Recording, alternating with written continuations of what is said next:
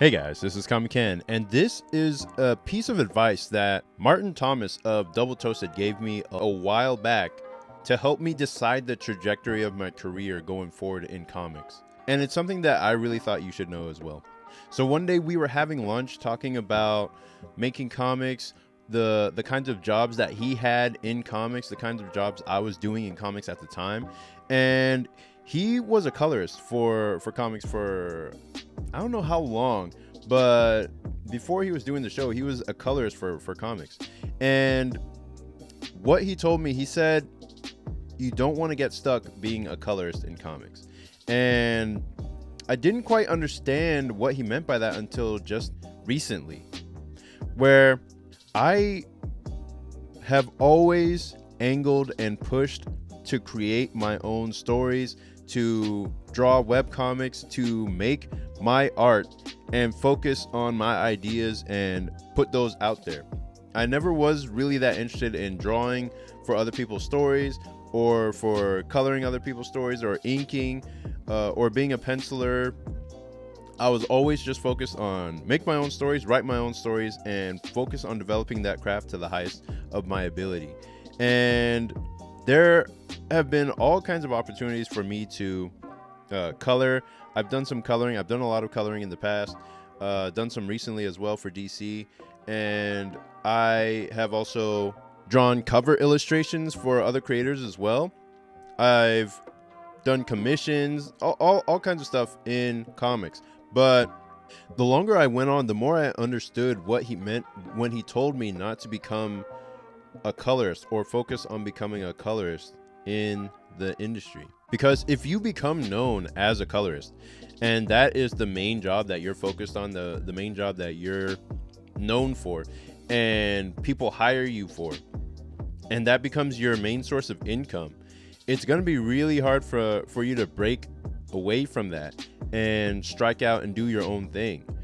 It becomes harder and harder because your career and your income is reliant on you getting more work as a colorist or as a penciler or as the thing that your skills are developed in. The skills of a webcomic artist are developed all across the board. They can go from writing, coloring, penciling, inking. They can do it all. That's the same level of skill that I have to do all of the things that are required in comics. And because I have all those skills, I can be hired for any single aspect of the comic making process. I can be hired for marketing, writing, for drawing, for inking, for coloring, penciling, all of it. But I never focused on one specific area because I knew that my goal was to do all of it. My goal was to be a webcomic artist. My goal was to create my own IP, my own idea, and profit from my own thing. But if I were to become a colorist or become known as a penciler, then I would tie my income to that one specific skill and not the actual thing that I wanted to do. The actual thing that I wanted to do is make the comic by itself. And that's what I think you should be aiming for as well. If you're trying to become a webcomic artist or somebody who does the full process and who has to hire, let's say, assistants or people who can help you color the comic that you're making. Because and I'm not saying that it's a bad thing at all to focus on being just a colorist or being just the penciler. I'm not saying that's bad at all. Like, if that's what you want to do, then you actually are able to put more attention and skill into coloring the comic or into highly drawing the comic well, because you're not spreading yourself thin among a bunch of other skills that you have to learn. If you just want to focus on coloring or being the artist for the comic, or just being the writer, or just specializing in one skill, then by all means go ahead and do that. If you want to make that your livelihood, go ahead and do that, because it's not necessary to be able to do all those things.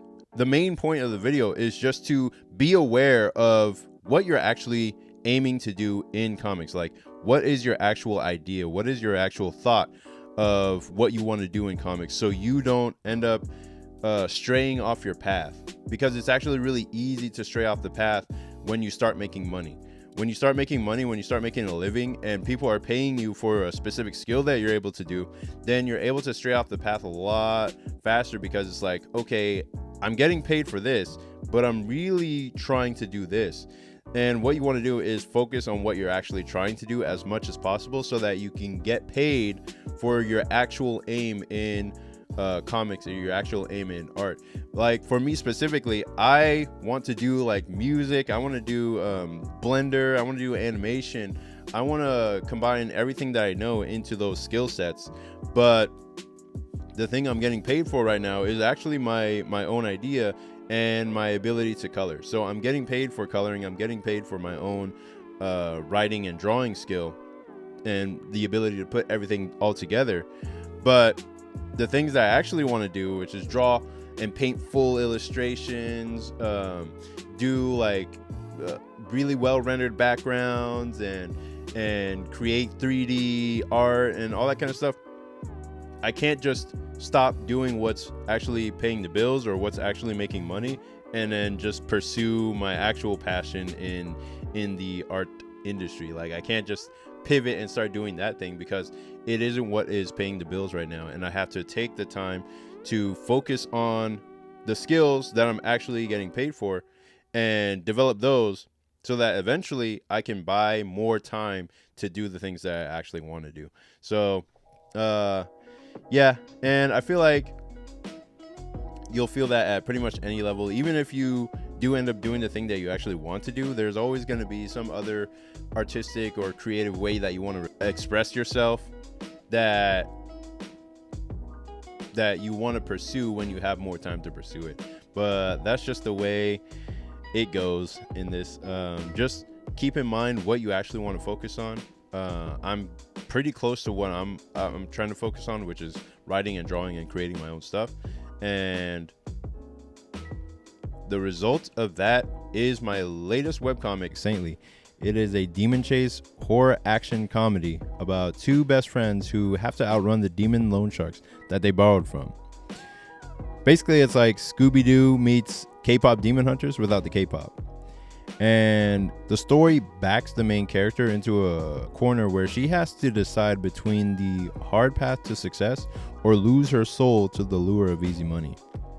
And we get to see the ramifications of her choice, and if she can hide this deal with the devil from her friend, or if it will tear them apart.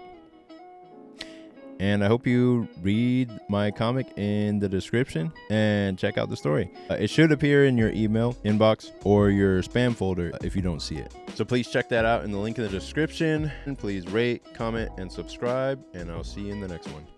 Peace.